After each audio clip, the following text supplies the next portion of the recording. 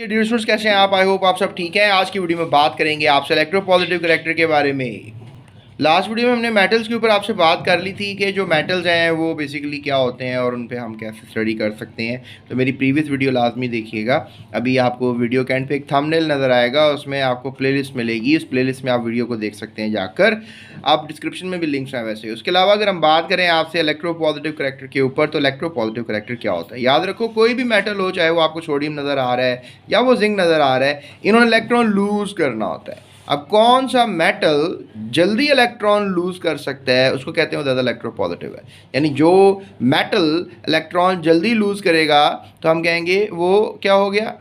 Electropositive हो गया। सो अगर हम सोडियम और जिंक को कंपेयर करते हैं और देखते हैं कि ज़्यादा इलेक्ट्रोपॉजिटिव कौन है, तो डेफिनेटली इन दोनों में इलेक्ट्रॉन निकलने की इस्तात को देखा जाएगा कि कौन जल्दी इलेक्ट्रॉन लूज़ कर देता है। तो जो जल्दी लूज़ कर देगा वो होगा ज़्यादा इलेक्ट्रोपॉजिटिव। और वैसे साइंसदानों का मानना है कि जो एटम साइज़ में बड़े होते हैं, जो एटम साइज़ में बड़े होते हैं वो क्या होते हैं? ਉਹ ਜਿਹੜੇ ਵੱਡੇ ਹੁੰਦੇ ਨੇ ਉਹ ਇਲੈਕਟ੍ਰੋਪੋਜ਼ਿਟਿਵ ज़्यादा ਹੁੰਦੇ ਨੇ। ਤੁਹਾਨੂੰ पता नहीं चलता ਵੱਡੇ बड़े लोग। तो metals have tendency to lose their valence electron. कोई भी मेटल हो, आपको पता है वैलेंस इलेक्ट्रॉन से इलेक्ट्रॉन्स वो निकाल देता है। कोई भी मेटल हो अपने वैलेंस शेल में से इलेक्ट्रॉन्स को निकाल देता है। तो लिहाजा इस प्रॉपर्टी को जो है हम नाम देंगे इलेक्ट्रोपॉजिटिव। अगर आपको बोर्ड में सवाल आ जाए जी इलेक्ट्रोपॉजिटिविटी क्या होती है, तो आपने यही जवाब देना है कि भी किसी भी एटम की एक टेंडेंसी है। टेंडेंसी मीन्स सलाहियत है, ताकि वो अपने आउटर शेल में से इलेक्ट्रॉन को निकाल दे। अगर वो निकाल देगा तो हम कहेंगे वो इलेक्ट्रोपॉजिटिव है। अब आपको पता है बहुत से ऐसे एटम्स हैं जो आउटर शेल से इलेक्ट्रॉन नहीं निकालते, इलेक्ट्रॉन को गेन करते हैं, तो वो इलेक्ट्रोपॉजिटिव तो नहीं होंगे ना, वो इलेक्ट्रो नेगेटिव होंगे। What you call those guys? Electro negative.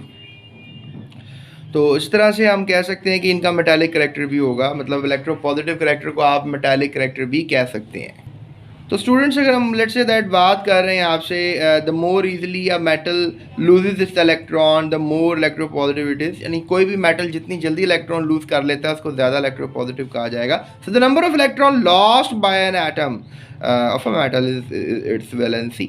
जैसे ये सोडियम है, उसने आपको नज़र आ रहा है इसमें एक इलेक्ट्रॉन बाहर जाता हुआ नज़र आ रहा है, तो इसकी वैलेंसी 1 है क्योंकि इसने एक इलेक्ट्रॉन आउट किया है। और इसका इलेक्ट्रोपॉजिटिव करैक्टर यही है कि इसने इलेक्ट्रॉन को लूज़ कर दिया है। ठीक है, याद रखो, अगर हेड की तरफ इलेक्ट्रॉन लिखा होगा तो हमेशा चार्ज क्या लगेगा? पॉजिटिव। इस तरह से हमारे पास नीचे एक और एलिमेंट है, इसका नाम क्या है? जिंक। क्या नाम है इसका? जिंक। तो इट्स अ जिंक मेटल और ये इलेक्ट्रॉन लूज कर सकता है 2। अच्छा, इलेक्ट्रोपॉजिटिविटी ये नहीं होती कि कोई एक इलेक्ट्रॉन लूज कर रहा है तो कोई 2 कर रहा है, तो भाई जो 2 कर रहा है वो ज़्यादा इलेक्ट्रोपॉजिटिव है। No no no, this is not electropositivity. Electropositivity is a सलाहियत, इज अ टेंडेंसी कि इलेक्ट्रॉन जल्दी कौन लूज कर रहा है।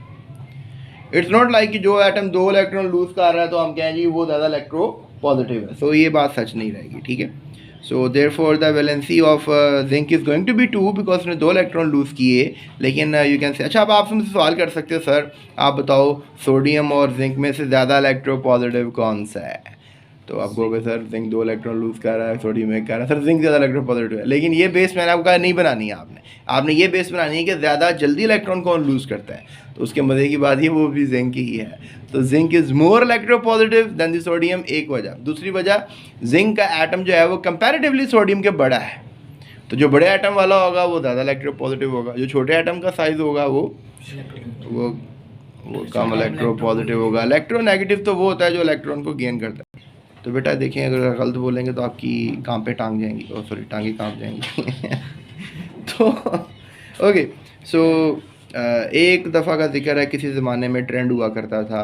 ओहो सॉरी, ये क्या बोल रहा हूँ। सो ट्रेंड ऑफ इलेक्ट्रोपॉजिटिविटी की बात करते हैं। इलेक्ट्रोपॉजिटिविटी की बात करें तो आपको पता है प्रोडक्ट टेबल में बहुत से ग्रुप्स हैं, बहुत से पीरियड्स हैं। हमारे साथ काजी बैठे हुए हैं। काजी, कितने पीरियड्स हैं, कितने ग्रुप्स हैं? जी बेटा 7 पीरियड और 18 groups. Wow Kazi, it's very nice. वैसे मैंने वीडियो रोक के सवाल किया था। Okay, so electropositive characters increases down the group. चलें जी, अब एक चीज़ को नोटिस करते हैं। काजी नेक्स्ट टाइम मैं वीडियो रोक के सवाल नहीं करूँगा, तो डायरेक्ट जवाब देना। Right, okay. So we have, okay fine. Groups में क्या सीन हो रहा होता है? एटम्स का साइज़ जो है वो बड़ा हो रहा होता है। राइट, एटम का साइज़ क्या हो रहा होता है? और पीरियड में जो है वो एटम का साइज़ जो है वो श्रिंक कर रहा होता है, छोटा हो रहा होता है। फिर कॉमन सेंस की बात है, बड़े एटम का इलेक्ट्रोपॉजिटिव करैक्टर ज़्यादा होगा, छोटे एटम का इलेक्ट्रोनेगेटिव करैक्टर ज़्यादा होगा और इलेक्ट्रोपॉजिटिव करैक्टर कम होगा। राइट, सो अब क्या हो रहा है सीन यहाँ पे कि हम अगर टॉप टू बॉटम आ रहे हैं तो फिर इलेक्ट्रोपॉजिटिव करैक्टर इंक्रीज कर रहा है, क्योंकि ऊपर छोटा एटम है, नीचे बड़ा एटम है। और अगर लेट्स से दैट हम लेफ्ट टू राइट जा रहे हैं, ये लेफ्ट है ये राइट है, तो क्या सीन होने वाला है? एटम डिक्रीज कर, या इलेक्ट्रोपॉजिटिव करैक्टर डिक्रीज करेगा। तो ये ट्रेंड आपको मैंने क्लियर कर दिया, ठीक है जी। सो हमारे पास एग्जांपल है लिथियम मेटल लेस इलेक्ट्रोपॉजिटिव है सोडियम से। क्यों ऐसा है? क्योंकि sodium is a thing of is a kind of an metal जो नीचे आ रहा है। सोडियम अगर हम देखें प्रोडक्ट टेबल की तरफ, तो स्टूडेंट्स यहाँ पर देखो लिथियम जो है वो आपको ऊपर नज़र आ रहा है और सोडियम नीचे नज़र आ रहा है। अब कॉमन सेंस की बात है, लिथियम छोटा एटम होगा और सोडियम बड़ा एटम होगा, क्योंकि मैं अभी बताया कि ग्रुप में नीचे आती तरफ क्या सीन हो रहा है? इंक्रीज हो, क्या इंक्रीज हो रहा है? इलेक्ट्रोपॉजिटिव करैक्टर भी इंक्रीज हो रहा है और एटॉमिक साइज भी इंक्रीज हो रहा है भाई। एटॉमिक साइज अगर इंक्रीज होगा तो इलेक्ट्रोपॉजिटिव करैक्टर भी इंक्रीज होगा। ये तो आपको पता होना चाहिए। दिमाग ख़राब हो गया ना तुम्हारा, चलो कोई बात नहीं। अच्छा यहाँ पर हम पीरियड की तरफ देखें तो पीरियड में क्या सीन हो रहा है? पीरियड में ग्रुप एटॉमिक साइज जो है वो डिक्रीज हो रहा है। हाँ, एटॉमिक साइज जो है वो कम होता चला जा रहा है। You know we just look at this period, sodium magnesium aluminium silicon phosphorus sulphur chlorine argon, ये सारे एलिमेंट्स हैं। अब इसमें सोडियम का साइज़ बड़ा होगा, मैग्नीशियम का निक्का निक्का पिद्दा पिद्दा साइज़, छोटा छोटा साइज़, छोटे छोटे एटम्स। तो लिहाजा यहाँ पर क्या सीन होगा? छोटे एटम्स का जो है वो इलेक्ट्रोपॉजिटिव करैक्टर जो है वो कम होगा, खान की ज़ुबान है, और बड़े एटम का इलेक्ट्रोपॉजिटिव करैक्टर ज़्यादा होगा। Okay students, so we have a trend हो गया क्लियर। सो हमने क्या सीखा कि जो ग्रुप में है वो इलेक्ट्रोपॉजिटिव करैक्टर इंक्रीज कर रहा है और जो पीरियड है उसमें इलेक्ट्रोपॉजिटिव करैक्टर क्या कर रहा है? डिक्रीज कर रहा है। ओके स्टूडेंट्स, अगर हम इलेक्ट्रोपॉजिटिविटी और अब आयनाइजेशन को कंपेयर कर लें, आयनाइजेशन एनर्जी को कंपेयर कर लें, तो हमें बड़ा ज़बरदस्त एक बात समझ में आएगी। तो स्टूडेंट्स, जो इलेक्ट्रोपॉजिटिव करैक्टर है वो बेसिकली डिपेंड करेगा आयनाइजेशन एनर्जी पे। आयनाइजेशन एनर्जी डिपेंड करेगी एटॉमिक साइज पे। अब एटॉमिक साइज जो है वो डिपेंड करेगा न्यूक्लियर चार्ज पे, किसी भी एटम के न्यूक्लियर चार्ज पे। अब आप कहेंगे ये हो क्या रहा है यहाँ पे, मैं आपको समझाता हूँ। जैसे लेट्स से दैट किसी एटम के पास प्रोटॉन्स ज़्यादा हैं या कम है व्हाटएवर, तो डेफिनेटली उसकी वजह से डिक्लेयर किया जाता है एटॉमिक साइज़। तो अगर लेट्स से किसी एटम के 2 शेल्स हैं, ठीक है, लेट्स से दैट हमारे पास ये कोर एटम है। अब मैंने ये छोटा एटम बनाया है ये शेल में और ये वाला बड़ा एटम बनाया है। So the big atom small atom और दूसरा वाला क्या है? Small atom. हाँ माशाल्लाह, बड़ी रिसर्च है आपकी। और इसमें सीन ये हुआ क्योंकि यहाँ पे ये जो न्यूक्लियस है ये बेसिकली आप कह लो ये न्यूक्लियस है और ये भी न्यूक्लियस है, लेकिन इसमें जो है प्रोटॉन ज़्यादा है। इसमें लेट्स से चार्ज जो है वो +3 का लगा लो, चलो आप +4 का लगा लो, और इस पर चार्ज लगा लो +3 का, क्योंकि अगर मैं इस पर चार्ज कम लगाऊंगा तभी तो साइज़ बड़ा है ना। तो इसे न्यूक्लियर चार्ज कहते हैं। यानी प्रोटॉन जिसमें ज़्यादा होंगे उसका साइज़ एटम का कम होगा, और जिसमें प्रोटॉन ज़्यादा होंगे, आज मैं सही नहीं बोल रहा, सही ध्यान कर मेरी बात पे, मैं कह रहा हूँ यहाँ पे अगर प्रोटॉन ज़्यादा होंगे साइज़ कम होगा, प्रोटॉन कम होंगे तो साइज़ ज़्यादा होगा ना, ये बात कर रहा हूँ ना मैं। हाँ, ये बिल्कुल ये बात कर रहा हूँ। तो अगर न्यूक्लियर चार्ज ज़्यादा होगा तो एटॉमिक साइज़ कम होगा, न्यूक्लियर चार्ज ज़्यादा होगा तो एटॉमिक साइज़ कम होगा, और न्यूक्लियर चार्ज कम होगा, यही बात समझानी थी मुझे आपको। और अगली बात ये समझा रहा हूँ, एटॉमिक साइज़ के साथ रेफरेंस लगा रहा हूँ, ठीक है। एटॉमिक साइज़ किस पर डिपेंड कर रहा है? Nuclear charge. और आयनाइजेशन एनर्जी एटॉमिक साइज़ पर डिपेंड कर रही है। जैसे आपने पढ़ा कि हमारे पास एक एटम है, उसका नाम है सोडियम बाबा सोडियम कहाँ से आ गया? तो ये जो सोडियम है इस बेसिकली इसमें कह लें आप 3 शेल्स होते हैं, और ये हमारे पास साथ है इसका भाई मैग्नीशियम। ये सोडियम है, ये मैग्नीशियम है। अब मैग्नीशियम जो है इसमें भी 3 शेल्स होते हैं, ठीक है जी। अब इसके आउटर शेल में होता है 1 इलेक्ट्रॉन और इसके आउटर शेल में होते हैं 2 इलेक्ट्रॉन, ठीक है जी। अगर आपने इसका 1 इलेक्ट्रॉन निकालना है क्योंकि साइज़ में बड़ा है, तो आपको 496 किलो जूल पर मोल एनर्जी चाहिए होगी, ठीक है जी। लेकिन अगर आपने मैग्नीशियम में से इलेक्ट्रॉन निकालना है, किसमें से? मैग्नीशियम तो 738 किलो जूल पर मोल एनर्जी चाहिए होगी। तो क्या समझ में आया कि जो बड़ा एटम है उसमें कम एनर्जी चाहिए एटम इलेक्ट्रॉन को निकालने के लिए, और जो छोटा एटम है उसमें से इलेक्ट्रॉन को निकालने के लिए।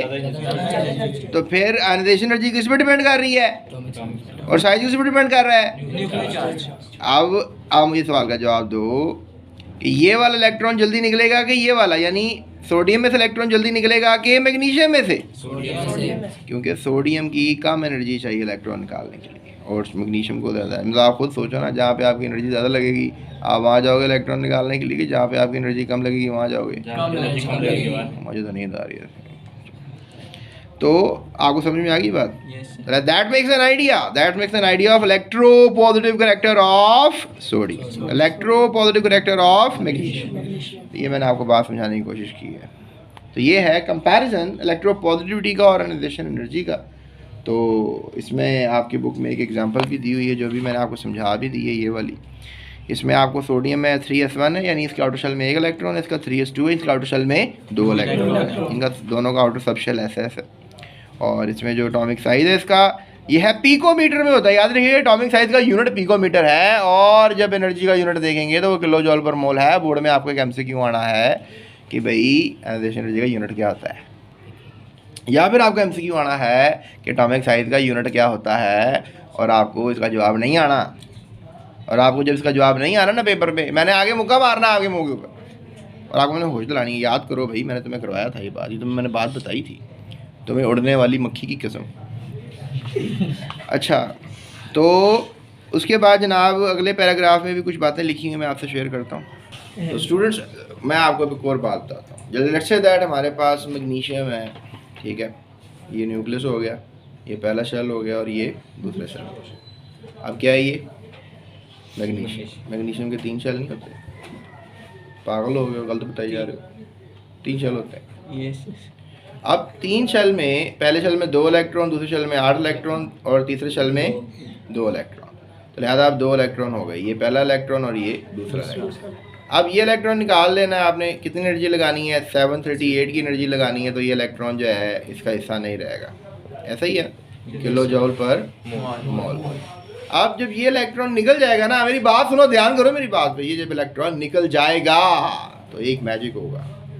यानी ये एटम का साइज था, इलेक्ट्रॉन निकला उसमें से, अब एटम का साइज छोटा हो गया। तुमको किधर ये क्या हुआ? तो जो शेल रिमूव हो जाएगा जब electron. No no no no no no no no no, listen to me. 12 proton 12 electron के साथ सीन ऑन करके बैठे हुए थे, समझ रहे हो? 12 प्रोटॉन अंदर थे न्यूक्लियस के और 12 इलेक्ट्रॉन बाहर थे। तो उन्होंने एक एटम का साइज डिक्लेयर किया हुआ था। लेकिन जब एक इलेक्ट्रॉन चला जाएगा तो फिर 12 प्रोटॉन तो 12 ही रहेंगे ना। तो प्रोटॉन 12 ने कितने इलेक्ट्रॉन्स को जो है ऑक्यूपाई करना है? 11 इलेक्ट्रॉन। तो प्रोटॉन को और अपने पास नहीं खींच लेंगे, इसलिए साइज क्या हो जाएगा? श्रिंक हो जाएगा। समझ आई इस बात को? जैसे एक टीचर ने 12 बच्चे पढ़ाने हैं और एक ही टीचर ने 11 बच्चे पढ़ाने हैं। अब वो 12 से पढ़ाएगा 11, क्योंकि number will decrease, effectiveness will increase. इस तरह से जब न्यूक्लियर चार्ज तो वही है ना, इसमें भी और इसमें भी। इसमें सिस्टम में 12 इलेक्ट्रॉन है, इस सिस्टम में 11 इलेक्ट्रॉन है। तो इसे क्या समझ में आई कि इसका साइज छोटा होगा, क्योंकि इसने न्यूक्लियर चार्ज ने इनको आपस में श्रिंक कर देना है, शेल्स को। तो ये आप हमेशा याद रखना कि जो मैग्नीशियम का साइज़ होगा वो कभी भी मैग्नीशियम आयन का साइज़ नहीं हो सकता। और याद रखो, मैग्नीशियम अमूमन 2 इलेक्ट्रॉन निकाल कर सेटिस्फाई होता है, तो इसलिए फिर मैग्नीशियम पे 2 चार्ज लगते हैं, पॉजिटिव 2 चार्ज आते हैं। लेकिन मैं आपको पहला इलेक्ट्रॉन निकालने की बात कर रहा हूँ, और पहला इलेक्ट्रॉन निकाल देने के बाद जब दूसरा इलेक्ट्रॉन निकालोगे तो फिर और क्या हो जाएगा? 10 रह जाएंगे इलेक्ट्रॉन, और साइज क्या हो जाएगा? और कम हो जाएगा। ये है मैजिक किसका? डिक्रीज इन साइज का, because of loss of electron की वजह से, इंक्रीज इन न्यूक्लियर चार्ज की वजह से। ये बात आपने याद रखनी है, ठीक है? सो इस तरह ही हमने आपकी बुक में एक टेबल दिया हुआ है, उसमें उन्होंने ये सारी बातें यहाँ पर की हुई हैं। You know, things are being going on. और यहाँ पे पहले आयनाइजेशन एनर्जी लिखी हुई है, ये देखें, अभी हमने पढ़ी थी। किसकी पढ़ी थी हमने? ये तो नोबल गैसेस की दी हुई है ना उन्होंने। यहाँ पर देखो, यहाँ पर हम, यहाँ पर सारे पहला ग्रुप है ना, ये नोबल गैसेस का ग्रुप है, राइट। तो बल्कि इस मेटल का ये है आयनाइजेशन एनर्जी वैल्यूज़, और ये मेटल का ग्रुप है beryllium, magnesium, calcium, strontium, barium, और इनका ये है आयनाइजेशन एनर्जी 1 का सीनॉन और आयनाइजेशन एनर्जी 2 का सीनॉन। यानी यहाँ पर मैग्नीशियम की बात कर रहे थे तो पहला इलेक्ट्रॉन निकालने के लिए 238 की एनर्जी लगी थी, लेकिन देखो दूसरा इलेक्ट्रॉन निकालने के लिए भी उतनी एनर्जी चाहिए थी ना, लेकिन उतनी लगी नहीं लगी, 1450 डबल तकरीबन लगी। क्यों लगी? क्योंकि साइज़ छोटा हो गया था, इलेक्ट्रॉन को निकालना मुश्किल हो गया था, इसलिए इलेक्ट्रॉन को निकालना जब मुश्किल हो गया था तो एनर्जी ज़्यादा चाहिए थी। याद रखो, छोटे एटम में से इलेक्ट्रॉन निकालना और मुश्किल काम है कंपेरेटिव टू दी बड़ा एटम। तो इस बड़े एटम में से 738 की एनर्जी निकाल कर हमने इलेक्ट्रॉन तो निकाल लिया था, लेकिन तुम्हें खुद पता है कि जब साइज़ छोटा हो जाएगा तो उसी एनर्जी से काम नहीं चलेगा, you just need some more energy. तो वो मोर एनर्जी आप दोगे तभी वो इलेक्ट्रॉन निकलेगा। तो मैग्नीशियम का दूसरा इलेक्ट्रॉन निकालने के लिए आपको चाहिए 1450 किलो जॉल पर mole of energy. That is the point two ponder, तो आप याद रखिएगा। सो ये है हमारे पास आज का टॉपिक जिसमें मैंने आपसे बात की। क्या मैंने आपसे बात की? इलेक्ट्रोपॉजिटिविटी क्या होती है, एग्जाम्पल की बात की। आपको ये बोर्ड में सवाल आएगा, शॉर्ट ही आता है मूल चैप्टर में से, what is electropositivity, give example, तो ये आप ये दे दो एग्जाम्पल। फिर आपको आएगा ट्रेंड बताओ इलेक्ट्रोपॉजिटिविटी का, तो ये आप ट्रेंड बता सकते हो। फिर आपको आएगा compare electropositive with ionisation energy, nuclear charge and atomic size, तो आप कंपेयर कर सकते हो। ये टेबल भी आप थोड़ी बहुत रीडिंग्स याद कर लो, कम से कम मैग्नीशियम की तो याद कर लेना ना यार, जो मैंने आपको करवाई है। और इसके अलावा आप सोडियम की भी याद कर सकते हो जो एग्जाम्पलीफाई हुआ पड़ा है। और ये है हमारे पास कंपैरिजन किसका, मैग्नीशियम का और सोडियम का, उसके नंबर ऑफ इलेक्ट्रॉन्स को लेकर, उसके एटॉमिक साइज़ को लेकर, उसकी आयनाइजेशन एनर्जी को लेकर। और इसमें से फिर इन सब बातों को स्टडी करने के बाद हमें क्या पता लग गया कि इलेक्ट्रोपॉजिटिव ज़्यादा कौन सा है। चलो अब बताओ इन दोनों में से इलेक्ट्रोपॉजिटिव कौन सा है? सोडियम। यस, क्योंकि सोडियम की आयनाइजेशन एनर्जी कम है और मैग्नीशियम की ज़्यादा है। सो ये स्टूडेंट्स हमारा आज का टॉपिक था, होप सो आपको समझ में आ गया होगा। नेक्स्ट वीडियो अगर देखनी है तो अभी थंबनेल पे क्लिक करो जो अभी नज़र आ रहा है आपको, comparison of reactivities of alkali metals and alkaline earth metals इंशाल्लाह आपको समझाएंगे। So stay up with GS Academy YouTube channel, अभी सब्सक्राइब करें और सब्सक्रिप्शन के बगैर कहीं मत जाइएगा। अगर आप स्टूडेंट हैं तो अपने स्टूडेंट्स के साथ, अपने क्लास फेलोज के साथ इस वीडियो को लाजमी शेयर कीजिएगा। अगर आप टीचर हैं तो अपने स्टूडेंट्स के साथ वीडियो को शेयर कर दीजिएगा। और इसी तरह से आप अगर शेयरिंग करेंगे तो हमारे लिए केयरिंग होगी। सो डिस्क्रिप्शन में लिंक्स हैं, उनको फॉलो कीजिएगा। अपना ख्याल रखिएगा, अपने बुजुर्गों का ख्याल रखिएगा। अल्लाह हाफ़िज़।